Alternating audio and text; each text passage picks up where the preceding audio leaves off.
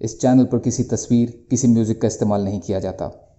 اللہ کے احکام اور رسول اللہ صلی اللہ علیہ وسلم کی حدیث کو آگے بڑھائیے اور صدقہ جاریہ میں حصہ لیجیے۔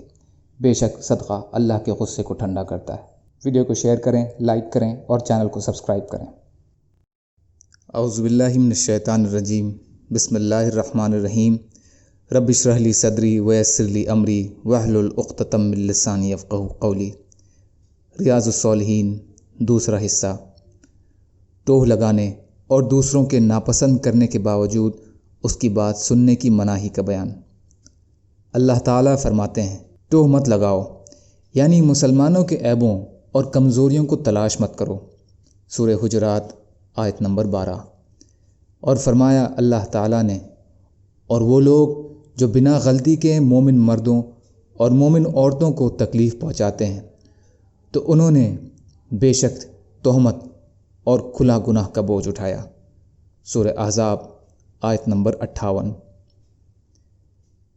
حضرت ابو ہریرہ رضی اللہ تعالی عنہ سے روایت ہے کہ رسول اللہ صلی اللہ علیہ وسلم نے فرمایا، تم بدگمانی سے بچو، کیونکہ بدگمانی سب سے بڑا جھوٹ ہے، اور عیبوں کی تہمت لگاؤ، اور نہ جاسوسی کرو، اور نہ دوسرے کا حق مارنے کی حرص اور اس کے لیے کوشش کرو، نہ ایک دوسرے سے حسد کرو، نہ آپس میں نفرت کرو، نہ ایک دوسرے کو پیٹھ دکھاؤ، اور اے اللہ کے بندوں، تم بھائی بھائی ہو جاؤ جیسے اس نے تمہیں حکم دیا ہے۔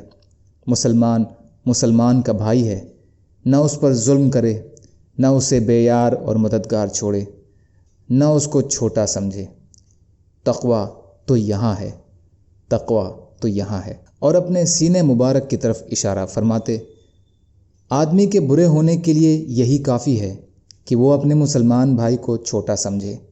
ہر مسلمان کا دوسرے مسلمان پر اس کا خون، اس کی عزت اور اس کا مال حرام ہے۔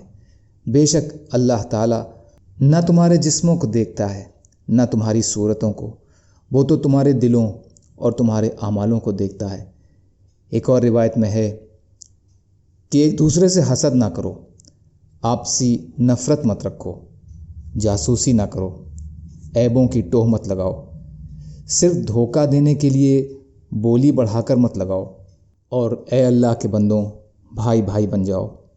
ایک اور روایت میں ہے، ایک دوسرے سے بول چال بند مت کرو، اور تم میں سے کوئی شخص دوسرے کے سودے پر سودا نہ کرے۔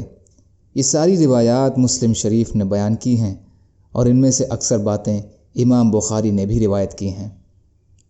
فائدہ: بدگمانی سے مراد کسی مسلمان کے بارے میں ایسا گمان ہے جس کا کوئی ظاہری سبب نہ ہو۔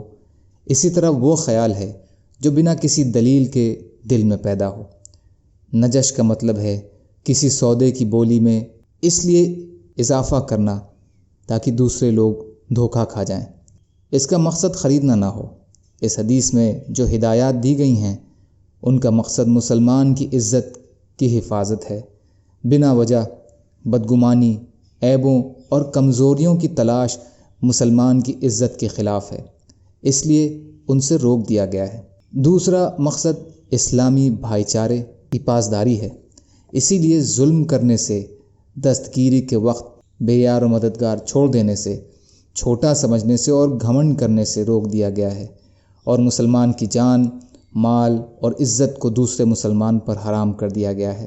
بولی میں اضافہ اور سودے پر سودا کرنے کی مناہی بھی اسی لیے ہے کہ ان سے نفرت اور دشمنی پیدا ہوتی ہے۔ اللہ تعالیٰ کہنے سننے سے زیادہ عمل کی توفیق عطا فرمائے۔ یا اللہ مظلوموں کی مدد فرمائیے۔ یا اللہ ہم سب کو اپنی استطاعت کے بقدر اپنا حق ادا کرنے والا بنائیے۔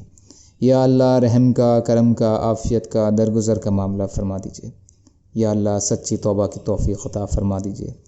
سبحان اللہ و بحمدہ، سبحانک اللہم و بحمدک، اشہد ان لا الہ الا انت، استغفرک و اتوب الیک۔